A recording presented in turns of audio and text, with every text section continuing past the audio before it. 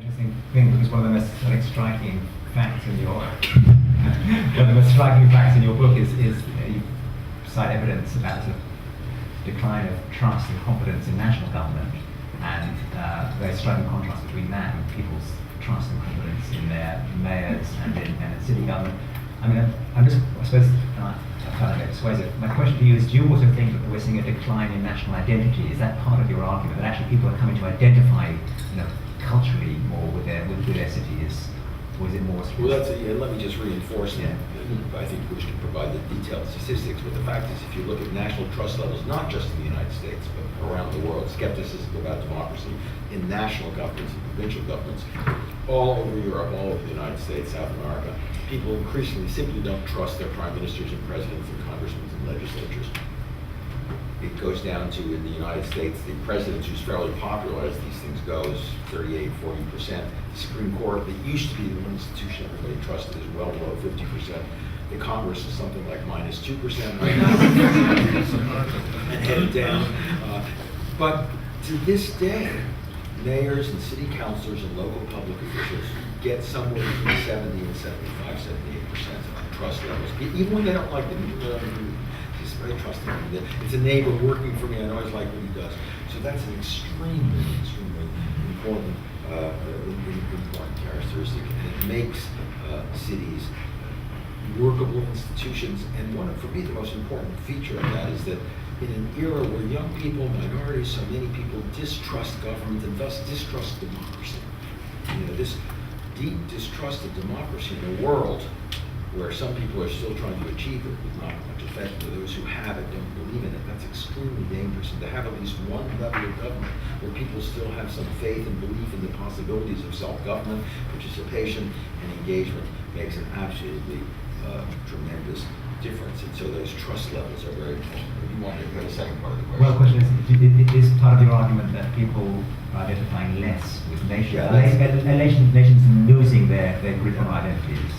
I mean, the nation is, by the way, my critique of the nation is not a historical critique. The nation in the 15th and 16th century rescued democracy from new territorial scale, and nationalism and national identity rescued people from engagement at levels where they had no sense of who they were. It was easy to identify on a local level. It was much harder to do it. And nationalism, which is an invented form of identity, the English nation, as Shakespeare will show you, is an invention. And the French nation is an invention, the German nation is an invention. They are inventions that allowed us to associate with monocultural entities with a religion and an ethnicity and a language and a history and common values that allowed us to cling together as we grew into populations of millions. When you have a town, you have Athens, or you have Boston in the 18th century, that's enough identity, that's a nice little civic identity. When you have 1 million or 10 million, or in China 1.3 billion people living together, how do they associate with one another sociologically? How does their citizenship get grounded in something that allows them to say, yes, I'm a member of a community? And nationalism did that, did it really, really well for a long time. But the problem today is that nationalism in a multicultural world has become a more difficult identity. The monocultural nations, particularly in the city, have become increasingly multicultural. The United States of America, which was always more multicultural than most places, today has a population under 16 that's a majority of minorities. And in recent time, Bristol has 47% of its population here in England going to school that is not British, it's from somewhere else. Britain. That's happening all over the world. So that ability to identify by a monocultural common language is getting harder and harder and harder. And at the same time, national governments are becoming more bureaucratic, more remote, and less able to connect around. I mean, it's very hard for David Cameron to say, I'm an Englishman and you're English men and women, so support me. You might have said that. You can't say it. But today it's not a basis for political affiliation, for civic patriotism. So I think that change and the fact that at the city level we can still identify with our civic community really makes a change. Yeah, I'm not sure it's as much an objection. This may just be an American perspective of national identity, but an embrace of national ideas.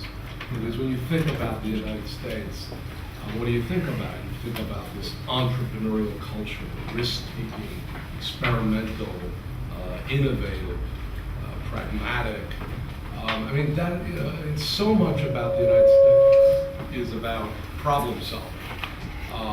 And you know, not just the elected leadership or government exclusively, but really problem solving across different realms and across, you know, broader jurisdictions. So I think that's what's really happening. Washington seems to have rejected fundamentally the way the nation thinks about itself. You know, the DNA of the country. And cities and metros are just more fundamentally aligned with that. It's hard to know really who is a Democrat and who is a Republican in many of these cities and metropolitan areas because they don't wear it on their sleeve. And I was with, we were with Mayor Daley the other day, and he says, when you go to Washington, you become a political servant. You're in the service of an ideology. When you become elected mayor, or you participate in a leadership role in other parts of the public-private civic realm, you're a public servant. I mean, you're really trying to expand the sort of share of people, or constituencies within the metropolis who basically support this particular idea. So I think federal government is reinforcing inward-looking, ideology-driven action, and cities and metros are doing the complete opposite. Do cities have the powers that they need in the US? And is it just a question of cities becoming more competent as federal government steps back, or are you also arguing for cities to get new powers, and if so, which ones? So I think we've got to deconstruct this in a way, because our argument with our federal government and frankly with the states is they need to do less better, right? I mean, the U.S. has gone through various periods of fiscal federalism, where powers did rest initially at the state level, and then at the city level, and then after the Great Depression, really more and more centralized. But we need a national government. We need a national government for the social safety net. We need a national government to defend the homeland. We need a national government, obviously to set common rules around environmental sanity and immigration and food safety and all the rest. So we need a national government. But on a lot of other things that really power competitiveness and inclusive growth or sustainable growth, actually a lot of the power and responsibility already lies at the local level or metro level or state level. Education and skills are primarily financed at that level. Infrastructure, frankly, is more financed, when you think about all the different kinds of infrastructure by local, metro, state, private, and civic. So this notion of the all-powerful Oz is a charade, really. I mean, when you start disaggregating, what does the national government actually do before you get to what they do well? I mean, what do they actually do? And I think the withdrawal of Washington and really the signal being sent that you're on your own, the cavalry's not coming, we're not capable of even passing a budget, has really gotten the rest of the country to basically look inside and say, you know what? We're the ones doing this anyway. When they do send this money, what we really want is just so it to be flexible, so we can adapt and tailor it to our own starting points and distinctive advantages.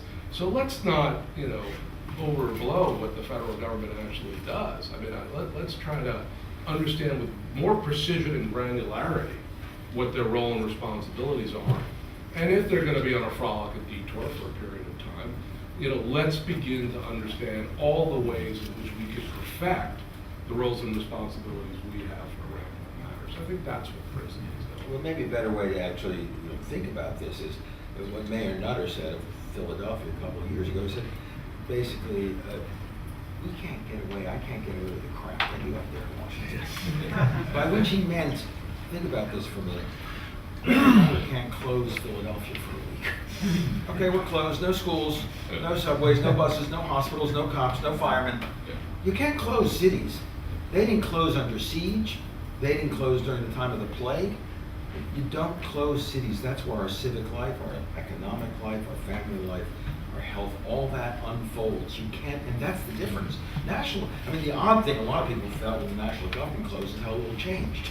Obviously, it changed importantly for some of the people who were poor and some of the people who worked for the government. But in terms of average people and so on, they didn't really see a whole lot of immediate effect. Long term, there would have been more and more effect. But the fact is, you can't close a city for 5 minutes and therefore you can't get away with that crap. And that also comes to the issue that Bruce and I both talked about, the pragmatism of mayors. Because if you can't get away with that crap, it means you can't stand on principle. And what basically happened in Washington is a lot of folks stood on principle, and under their feet were not just principles, but were the United States of America and all the things that it had to do. Basically stomped on it in the name of principle. And maybe that's noble, maybe that's good, maybe it's not. But the fact is, mayors can't do that. Mayors don't stand on principle. That's why Boris Johnson calls himself an anarcho-Tory, sort of libertarian, sort of that way. That's why Bloomberg was a Democrat for a while, Republican for a while, independent, and now he refuses to address party at all. That's why John Hickenlooper, the mayor of Denver, was a Democrat, but then abandoned the label when he ran. That's why George Ferguson, the first elected mayor of Bristol, ran and won as an independent. That's why in Kansas, where I just addressed the Municipal League of Kansas towns and cities, half of the mayors elected there have no political identity. They say, I'm not political, I'm not Republican, I'm a mayor. You can't, how you do that, Mayor LaGuardia said a long time ago, there's no Democratic or Republican way to pick up the garbage. You gotta pick up the garbage. You just have to do it. And when John Lindsay, as mayor in the 1960s, who was very popular, failed to plow the snow in the outer boroughs of New York, he basically lost his legitimacy permanently as mayor. It had nothing to do with which party he was in. He didn't get the snow plowed in the outer boroughs. So that practicality, that pragmatism, that need to reach out and get consensus, and draw, and Bruce said this earlier, draw on people from every side. You can't say, I'm a union guy, screw business. Or I'm a private sector guy, I'm not going to deal with unions. You just can't do that because you need them all. You can't make a city work. I mean, you said that, Bruce talks really eloquently about the way in which a city is not just a government. A city works because every part of the city, the philanthropies, the universities, the unions, the business corporations, the civic associations, the philanthropies, all work. And if any of them don't work, the city doesn't work, and every mayor knows that. Mayors know they need them and have to get them. Whereas in Washington, in national and often provincial and state politics, you can choose up sides. I'm on this side, these are the guys who are going to elect me, and once I'm elected, man, it's grind down the other ones who didn't vote for me. And mayors simply can't do that. I think you need a new hashtag. Cities don't shut down. Right. I mean, I must say that when I look at the British case, I mean, clearly our central government is not as dysfunctional as yours, but a lot of what you say. You want to poll your audience on that? A lot of what you say, I mean, that does ring true. I mean, it was, it was a famous report of the civil service in the 1960s, the Fulton Report, which had said for the first time, the civil service isn't performing properly, we need to reform it. And people have been saying that ever since. And every government comes in on a mandate to reform the civil service, and it's all about getting a more professional civil service and enjoying life better. What no one ever really seems to think about is actually maybe they're just hugely overstretched. Maybe it doesn't matter how good the people are or how good the networks are. Actually, you can't. A central government can't do all the things that this government does. And then we look at Parliament. I mean, I was looking this up this week. I mean, even I was surprised by this. There are 1,400 parliamentarians in this country. The government has 120 ministers. I mean, running an organisation of that sort of scale is just defies, it seems to me, human capability. But I think it gets back to this notion of 20th century governance, which particularly in Europe and the United States, which is we have these challenges which are highly specialized. This is almost like a guild mentality. So let's have a department of the environment, and let's have a department of housing, and let's have a department of transport. Let's just keep going down the list as if these things are really separate, and not even remotely related. And if you have a hammer, everything looks like a nail. So if you're the transportation department, we have congestion. What do? Build stuff. Let's build more stuff. Right? This is the way the United States is basically, sort of operated. So when you're at the city level, what you see is the integration of things. When you see how things connect. No, if you have congestion, well, maybe we should have denser housing, or we should have, transit, and we should have more choice. And on any given issue, you're going to have multi-dimensional responses. The other part about being in the national government, I've been in two national governments in the United States, the Clinton administration and the Obama administration, for the first 100 days. And in each administration, I was in the transition period which was very interesting because the entire federal government was like on 3 floors of some nondescript building in downtown Washington, and it was like all this synergy happening. Like, the people who were sort of going to be in the energy department were right next to the people who were going to be in housing and next to the people who were going to be in treasury, and there was just, wow, there's all this stuff we can do together. And then, of course, the inauguration comes, and you go to these separate silos, these big agencies, and you never see anyone again, right? Until you leave. I mean, it was completely absurd, you know? And I thought, I thought, wouldn't it be an interesting experiment? I didn't think this during the Clinton administration. I thought this during the Obama administration. Why don't we just stay here, all of us together, on these 3 floors, and begin to crack the sort of multidimensional code. I mean, the London experience has been very interesting because, as you both know, we have a relatively new mayor, and I think there was some weariness of the new one tri-system government. But as I often say, there was a poll done 2 years ago which showed only 5% of Londoners would abolish mayoralty. It seems to me for an institution to take that sort of route within less than 15 years is a testimony to actually how badly cities need government and the degree to which public do have confidence in them. Your book ends up by calling for a parliament as a world congress of mayors. Do you want to talk a bit about why you think that would be a good idea? Well, people think, I must think that mayors never talk to each other, so let's have a parliament of mayors. By the way, my suggestion is for an audio mix of mayors. Parliaments where people talk, and one of the problems with parliaments, that's all they do, is they talk and talk, and democracy is about empathy and listening. I've always thought it had not been named a long time ago, parliament, but an audio mix, a place where people who are good at listening go and listen to one another. That's a footnote. But it is in the book too. But I don't call for a problem to mayors because there's no intercity cooperation. I do call for it because there's a great deal of intercity cooperation, but you need a keystone in the arch of international associations around cities that exist. You need a network of all the networks. If I say words like this, acronyms to most people like UCLA, UCLG, recognition, maybe 1 or 2 people will know it's United Cities and Local Governments. It's the United Nations of cities. It's out there. It's been running for 20 years. It has global congresses every year. There are 3,000-4,000 cities already in it, and many more getting in. Most of you know the C40 because Bill Clinton and Bloomberg made a big deal out of it, but many fewer people know ICLA. That's been around for 25 or 30 years, which is an international association of cities working on local environmental issues. And it has far more in it than the C40, which has actually already 58 cities in it, but mostly mega cities. It's an organization of thousands and thousands of cities that have been working and cooperating around climate change. City Protocol, Barcelona-based Cisco Systems, web-based system to share best practices.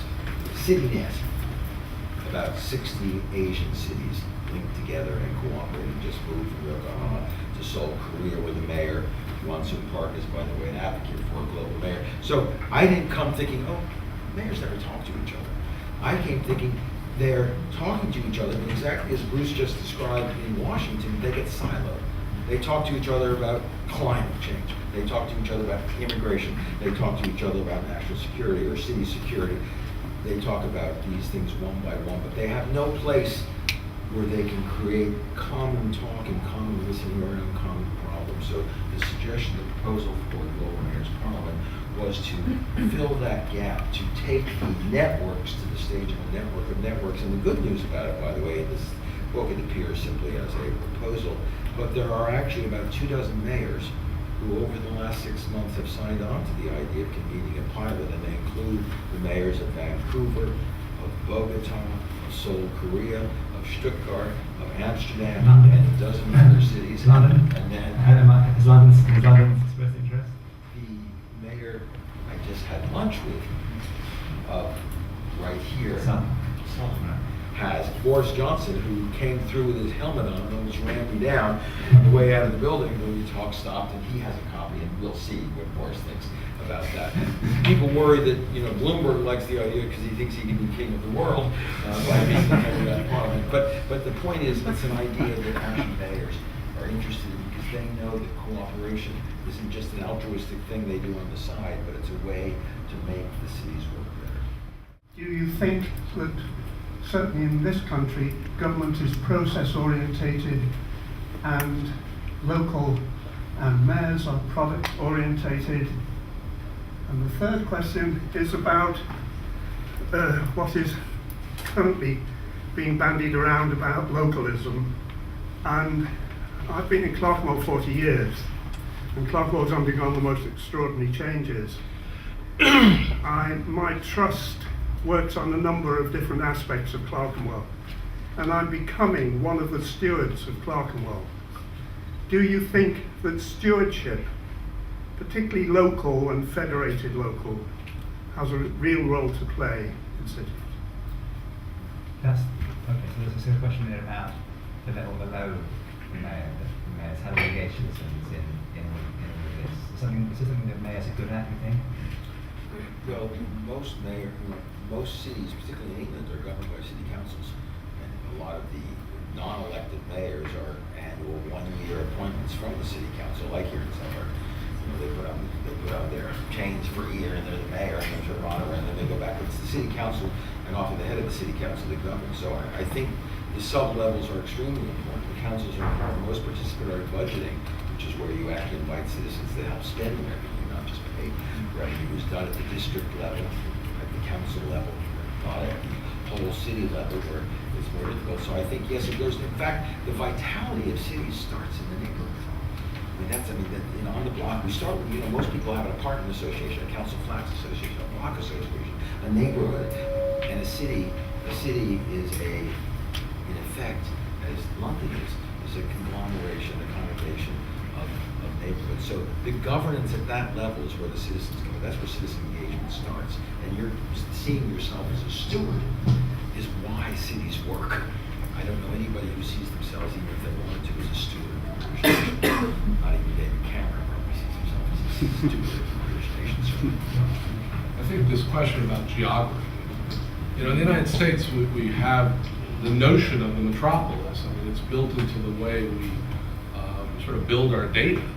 And it's based on really the true commutership that exists in the broader region, because the metropolis is really the organic unit of the global economy. Cities and suburban municipalities and counties, they're political borders and political jurisdictions. But the metropolis, the labor market, the housing market, all these disparate assets and attributes is the true organic economy. So that's how we measure that in the United States. We don't necessarily govern at the metropolitan scale in many parts of the country. We do in some, but not, particularly in the Northeast and the Midwest, where we've inherited more your fragmented system. But we govern in more voluntary ways through metropolitan mayors' caucuses and metropolitan networks of business and philanthropy and so forth and so on. So I think we're always trying to make the case that this is about the metropolis because that's the geography of the economy. That's the geography where issues cross borders. Right, you're not going to build a transit system and stop it at the border of the city. I mean, it's absurd. I mean, you're not going to have safe water supply within the city. Other suburbs can drink whatever they want. I mean, these things cross borders. I would also say absolutely mayors and the broader network of institutions and leaders in cities and metros are more product oriented. I mean, the federal government is trying to, they sit so far away from the action. They almost have to be more process oriented because they have to make sure that the right people are at the table and the right rules of order are followed. So they tend to be obsessed about this stuff.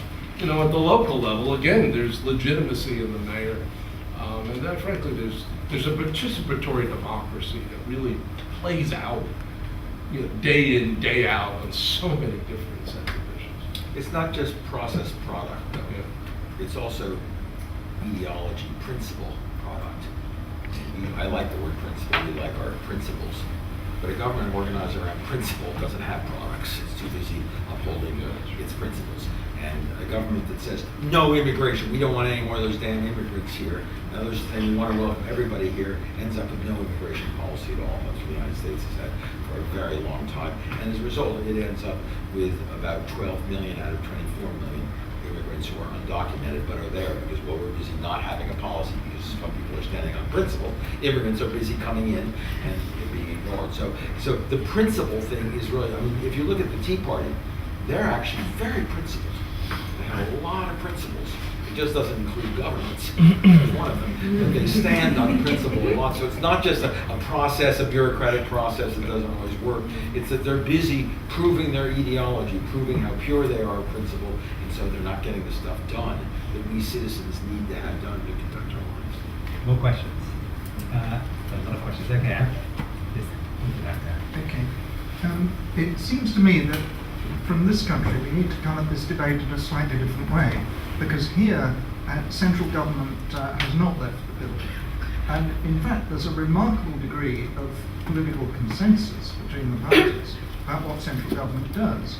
It provides most of the health care, and successive governments have kept that going. It controls, almost micromanages, most of the education system. It provides and directs most of the funding to local government. It regulates and funds the national rail network. And it seems to me the problem is that there's also consensus about retaining very strong control over the cities and the local authorities and the local government finance system. Almost we have to change that before we can do anything else. Now, there's some interesting developments in London, where London may get a much greater entitlement to raise and spend and allocate its own taxes. The problem is, it's very difficult to see how, with anything like the present system, that will extend to the rest of the country.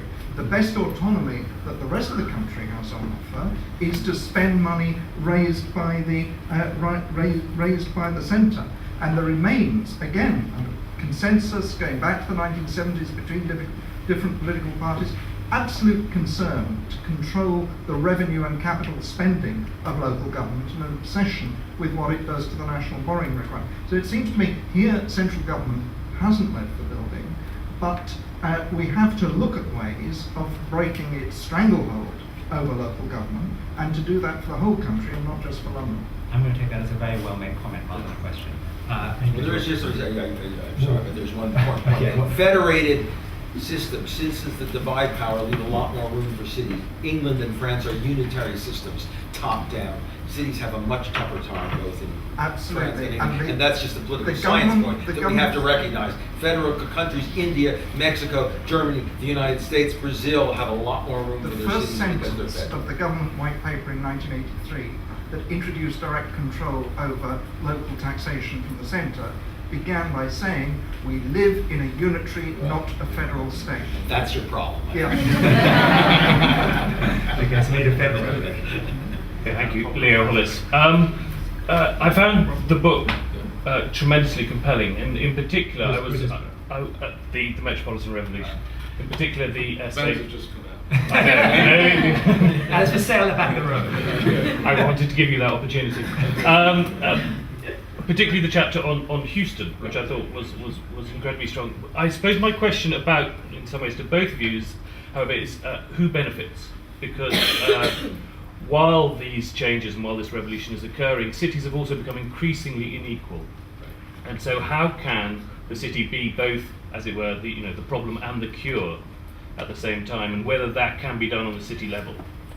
Yes, I think the growth of inequality in the United States, and particularly this hyper-growth in poverty and near poverty, is because we've had the wrong economic model for a very long time in the United States. I mean, we really consciously, intentionally built an economy that was characterized by consumption and debt, and frankly, financial engineering and mischief with no regulation from the national government, another thing the national government is supposed to do. At the same time, we had a narrative that somehow the United States was going to become a post-industrial economy, because production and manufacturing was seen as, well, that's the old economy. We're now in the new Google economy and the Facebook economy. If you lose production, you're losing a sector of your economy. which produces 90% of the patents, most of the R&D, and produces jobs. Perhaps not all the jobs we need, but a pretty substantial number of jobs that pay good wages and provide good benefits. So we had the wrong growth model in the United States, and post-recession, there really has been more and more focus of shifting from that vision to one of innovation and production and lower carbon and exports and foreign investment and things that we just really have not talked about in the United States for a long time. Now again, in theory, you'd want a national government to set a platform for that. And we had a bit of that in 2009 and the early part of 2010 with the stimulus and the auto intervention and so forth, and frankly, an enormous amount of investment in clean energy. But since then, because the feds have basically just become paralyzed, it's the cities and metros that have become the engines and the vanguard of this economic shift. And so, when we talk about the applied sciences district in New York City, and Bloomberg basically using local capital budget to attract Cornell and Technion to the city. First of all, that's not just an advanced engineering R&D play, because a large portion of the jobs in the STEM economy, science, technology, engineering, math, can be filled by people coming out of high school or community college. But it is the opposite of a policy that basically, was a real estate, consumption policy. Let's build stadia, and then the housing prices move on. You know the play, right? You may not be building baseball stadiums, but I'm sure you're building a lot of soccer or football. So this is a shift in how you think fundamentally about what kind of economy you're trying to build and who is it for. And as cities begin to shift their growth model, I believe they will begin to impact, rising inequality, begin to crack at poverty. Ultimately, what we really have to do is to crack at education and skills, right? I mean, that's really what we have to do. And who delivers that? Cities. I mean, the federal government may be financing 10 cents on the dollar in the United States, but they're not delivering anything. They're just overseeing, regulating, meddling, muddling, whatever it is. We're going to come back to that in a minute, but I want to take some more questions if that's okay. Nikki. Yes, Nikki Gavron. First questions. Nikki Gavron, I'm a London-wide Assembly member, and I was Deputy Mayor of London under Ken Nicholson. I wanted to ask Ben, I really like your idea about a united parliament, but I want to ask you, of Congress, whatever, of all the different, a network of networks, but I want to ask you exactly what it would do, because I've worked with many, all the ones you mentioned and others, networks, and been guilty of sort of thinking up and establishing one. And why we established the C40 was because, first of all, we recognised that the shift to a low-carbon, resource-efficient economy was probably the most important thing we had to do. And secondly, that you need to, exactly what you're saying, you need to collaborate, and we wanted not to be a talking shop. We wanted to actually do, and we wanted to collaborate. It's the big cities, by the way, and the big cities are the hardest to turn around, and we work with all the small cities that we've mentioned, Barcelona, Curitiba, Portland, etc., all the exemplars. But one of the things that holds us back, and this is for Bruce, the things that hold us back, and you touched on this, is that we don't have the enabling legislation. I'll put it like that rather than powers, because powers make nations and states freak out. But enabling legislation that we need to do many of the things we need to move to that low carbon resource effective economy, and all the other, and the more equal, a sustainable future, environmentally, socially, economically, culturally, etc. And there isn't a city on earth that actually, well, maybe Singapore and some of the Chinese cities, that has the power to actually require all its buildings, existing buildings, to be retrofitted. Not just commercial buildings, homes, the lot. No, there isn't one, and we've all discussed it. And we need this enabling legislation. I want to know what you think we need it for, And I want Ben to tell us how some of that will be achieved by his united parliament. In the second part of your question, you answered the first part of your question. Seriously, which is to say what a parliament of mayors would do most importantly is bring the common and collective power and voice of cities together to make clear what they can do and what they're being stopped from doing, and give them more political clout globally to do it. The demographics are already on the side of the city worldwide. The majority live in cities in the Western world, is 78% who live in cities. But that's not reflected in the way in which national governments run their states, and that's not reflected in the way in which states often obstruct and thwart cities from doing what they want to do. And ultimately, the only way you're going to turn that around is democratically, by showing that the democratic power of cities is such that both through direct control of their national governments and through their collective force, they can make a difference. So the first thing that I think this global parliament would do would be to find those areas in which there is a collective consensus about what needs to be done, and which at the same time is being thwarted, obstructed, and prevented from being done by national governments, and finding ways through influencing public opinion, influencing politics, and influencing states directly to open the way to do more of that. A simple example, Washington, D.C. as a city, which has no power under the Constitution. Washington, D.C. voted to ban handguns. And a federal court said that's unconstitutional.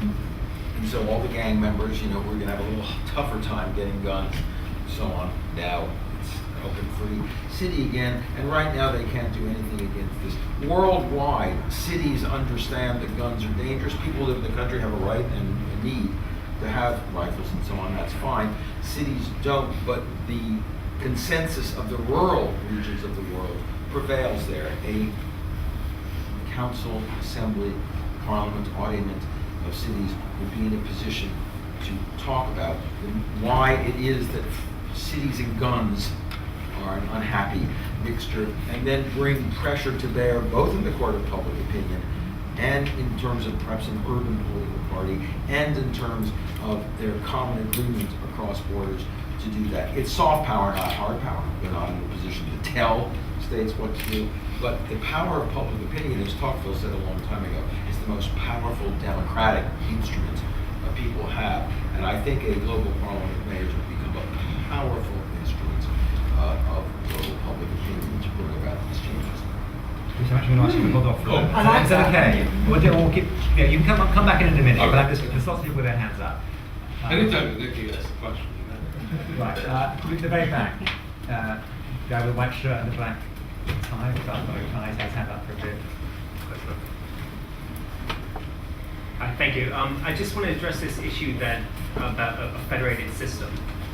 Because in the United States, you have terrible inequalities between two jurisdictions which are right next to each other. And that's partly to do because they raise their own revenue. I think that local revenue raising and local expenditure perpetuates and exacerbates inequalities. Whereas here, the idea of central government grant, it's redistributing monies more equitably. I think that you can achieve localism without without getting rid of that central government grant system. There are other ways to do it. Nikki mentioned enabling powers. So provide local authorities the money to spend it to address their problems, the problems that they know because they're closer to them. But don't devolve the raising and spending of revenue. Also, cities don't have any firm place in the American federal system in the states, isn't it? That's right. And cities are creatures of states. So the 9th and 10th Amendments talk about leaving power to the states and people, and one thinks people in their local communities. So in that sense, most people see that as an acknowledgement of the role of municipalities. And Tocqueville talked about liberty being ultimately municipal. I mean, the fact of the United States is that governance, because cities really do get their powers and their borders and their ability to expand their borders from the state. So there is no uniform municipal reality in the United States.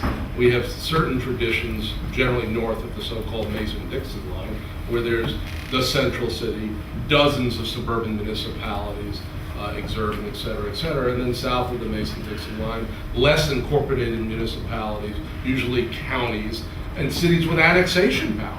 Cities that, as suburbs grow, they can gobble up the suburbs and build out the fiscal shed, so the problem that you've identified doesn't appear. So there's really no uniform reality in the United States, and frankly, what's happening in the U.S.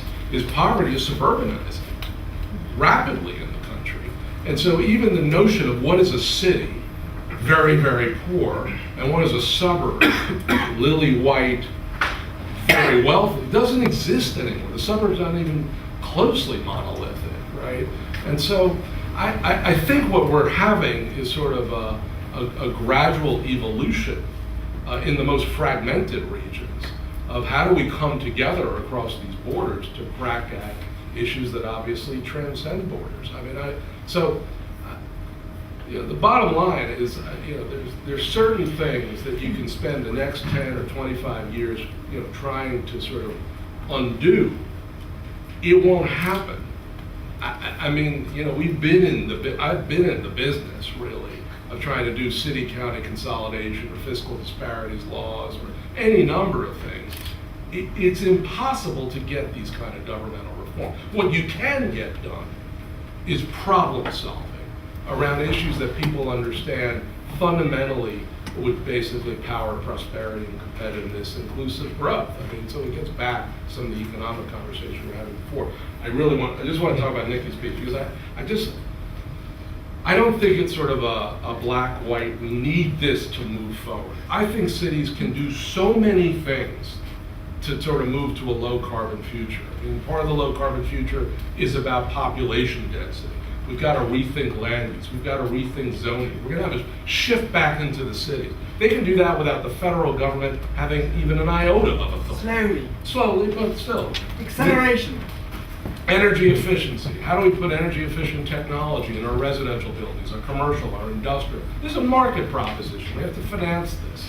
We have to, but I fundamentally, now could the federal government make it easier? Absolutely. Have they done it?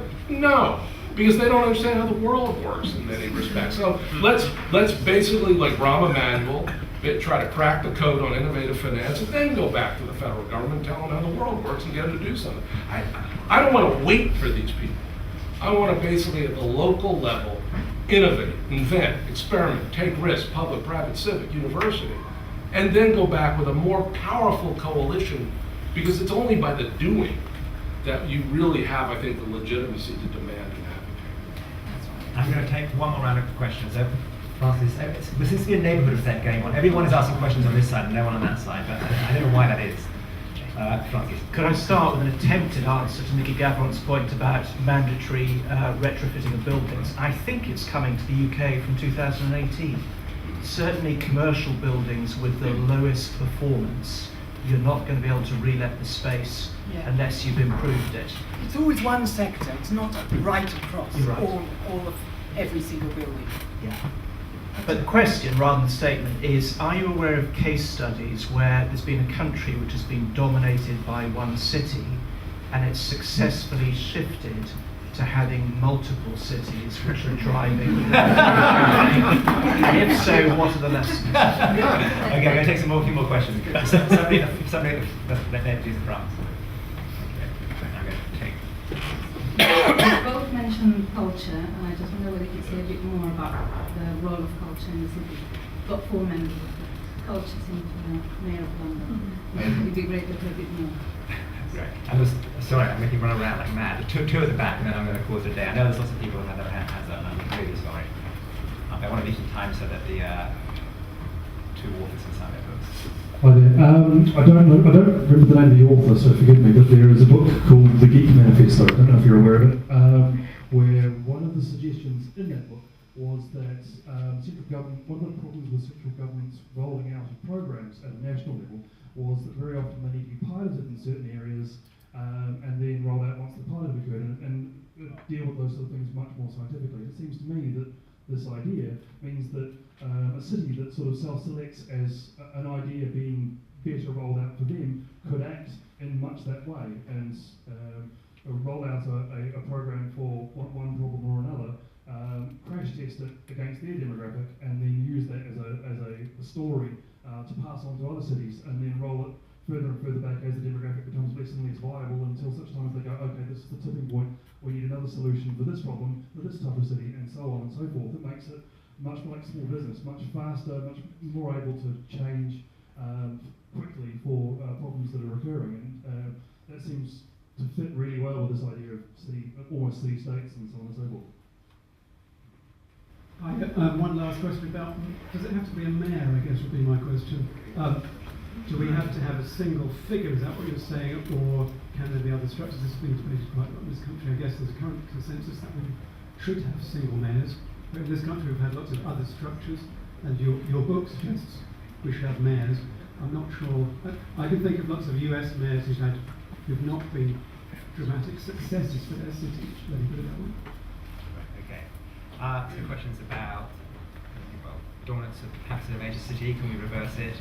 Culture, mayors. So let me start with this is your final. Oh, this is my final bit? Your final bit. Okay. Well, let me talk about just a few things.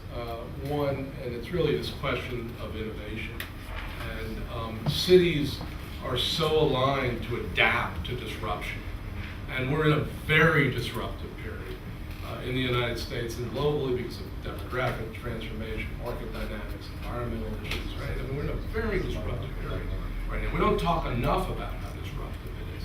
And so cities are on the front lines, and therefore they can adapt more quickly, they're more nimble, they're more entrepreneurial, and when they crack the code on a particular challenge, which does apply to different places, the circuitry of replicability and horizontal innovation, as opposed to we did something in LA, now let's go to Washington and tell them what we did so that they can scale it. I think scaling is happening in a very different way in this century than in the last half of the 20th century. It's really because of private, civic, university, public. I mean, it's just moving at sort of, and at the most, so to speak, pedestrian levels, just look at bike sharing, pedestrian bikes, I know, but, moving very quickly across the High Line, rail beds being repurposed. I mean, these are the kind of things that cities just move. I mean, we did an export strategy in Los Angeles, and then we did 3 others, and now we're doing dozens of them around the United States. It just moves so fast.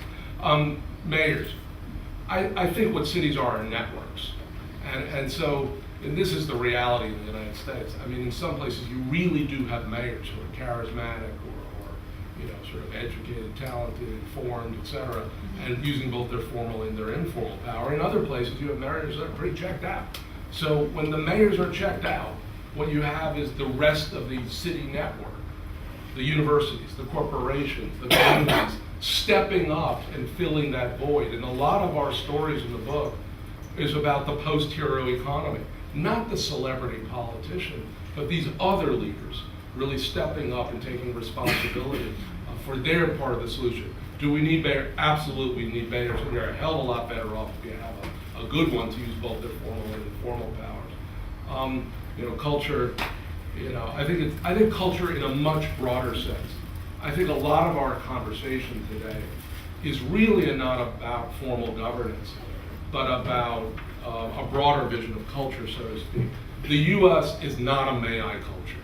And I think this is what you have when you have a central state that basically is, top down, basically setting the rules, is everyone sort of looking up, and saying, may I do this? The U.S. is ask forgiveness, not permission, on a good day. on a usual day, it's just everyone, let's just figure it out and move forward. So, there's a broader notion of culture. And frankly, there's a broader notion of the STEM economy, the science, technology, engineering, math economy, where design and arts and culture need to be brought right in the heart of the productive, innovative economy, not sort of kept as a separate, So I would just put that, and I'm gonna let Ben talk about London. I had thought of calling the book "If City Managers and Other Interesting Public Officials Rule the World." Somehow it didn't quite have the feel of the other title. Mayors, in my book, it's not about mayors ruling governing the world. It's about cities, their citizens, and the various groups that constitute and comprehend cities doing it. Mayors stand for them. We know city government is varied around the world. There are elected mayors and appointed mayors. There are weak and strong mayors. There's some cities that have city managers or council of government don't have mayors at all. So that's a great title, I think. It's not a recipe for how to do it everywhere. It's a way of talking about it. But that goes to a secondary point, which is that when I'm thinking about mayors, thinking about cities, I'm actually thinking about cities as civic institutions. Because a long time ago, Jean Monnet said, the nation state is too large for participation and too small for global power, which is why he was opting for a regional entity, a European Union that would reach out and be better able to deal with power. Cities are small enough, limited enough, neighborly enough to still deal in participation, to still be democratic and have that feeling of community, and together working across borders large enough to begin to address global problems and global power. That is their great strength. But that democratic character is absolutely essential. For those of you who know my earlier work, my first, and the book that really I will stand on, is Strong Democracy, which argues that democracy is not about electing people to govern you, it's about governing yourself in some meaningful way, even if only partially and only part of the time. And cities is where that can happen. Whether it's in a zoning board, whether it's in your block association, whether it's in a local workers' council, whether it's in a philanthropy, there are many different ways in which you can participate in the governance of your city, and that's one of the great strengths of cities, and that's why, in a way, another title for this is If Strong Democracy Ruled the World, because cities are much more strong democratic entities than other ones are. That's the way back into democracy for me, and it's why, for me, this project actually happened, because it's precisely because of the democratic character of cities. The other question was? Well, it was a really difficult question about a large city dominating a country and whether anyone managed to reverse that. Maybe that's a question for Senator London, actually. Actually, chapter 7 of my book and chapter 9 of Bruce's book has the answer to that. If you would like to find it, I will find the answer to those questions. No, but let me I want to conclude though by saying something really interesting. I spent lunch with the mayor of Southwark, who is the current counselor-in-chief, as it were, and with some others, yes. No, Abdul Mohammed. Abdul Mohammed is the chief counselor now this year, who's done it. And we were talking about, and a lot of my work is about interdependence, and every year we do an interdependence. If you look it up on interdependence movement, you will see that we meet in a global city.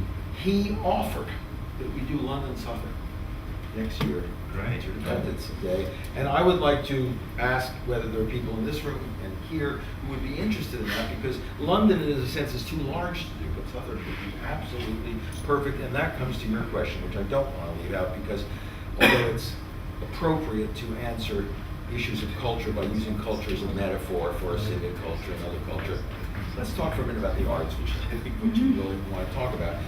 There is no domain of our being more central to civilization and to the life of cities than the arts. I think they are absolutely core. And even you look at any city, whether it's a community theater or a little local art gallery, or a city like London, where what people know is the National Theatre, they know the Philharmonic, they know the Tate, they know people associate that Covent Garden, they associate West End, RSC, Barbican. The kind of icons are not about the business corporations that are here, but are about the arts. And that's not an accident. That's not because of tourism. That's not because they generate money. That's not because, in fact, they generate a lot more money than they spend. Even though cities don't get that. They don't understand their revenue. It's because the art goes to the heart of what is creative and imaginative and social and communicative about our cities. And therefore, a city without the arts, without real culture, is unthinkable. And it's really important that people who are not in the arts and care about cities understand that. Because we often take the arts as that's entertainment, that's the kind of thing that provides some tourism, and maybe generate some income to pay for itself. But what we forget is that people, when they come to the city because they are artists, because they are creative, or they want to have the arts. The arts are part of the cultivation of imagination that is at the heart of our culture, of our civilization, and our democracy. That's why arts and education is understanding and comprehending the other across borders through imagination. Can happen only when we cultivate imagination.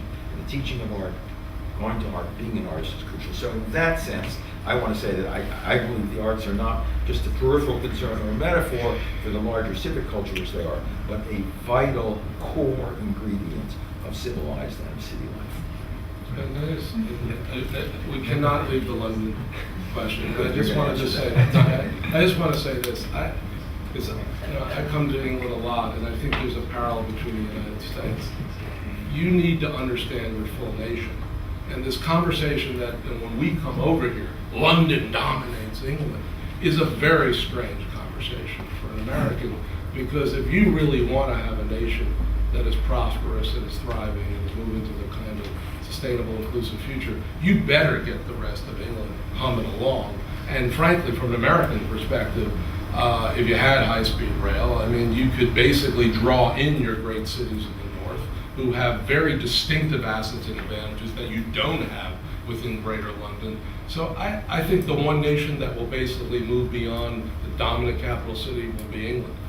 Because I think ultimately, for you to thrive and prosper in a full way, you have got to build up the assets of the rest of your cities, and who already do have an enormous portion of your, gross domestic product, and more importantly, have very distinctive assets and advantages that this great city does not have.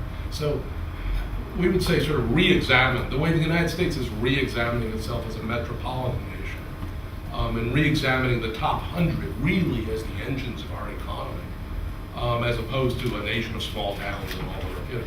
I think London needs to have, or Britain, England needs to have a different narrative. And I think that's, so less about the tale of two countries than the tale of one united. It can happen here, it will never happen in France, ever. Or Paris will forever dominate the nation. Thanks, I always say, we always say that central London is politically non-aligned, but it does have principles, not in the Tea Party sense I hope. And one of the most important principles for us is that more Paris involves the cities, and that London puts its citizens at the centre of its public life and its government. And it's just fantastic to have two thinkers who can make those arguments, I think, so much more eloquently than we managed to do so. So I just wanted to ask you all to thank both Benjamin and Chris.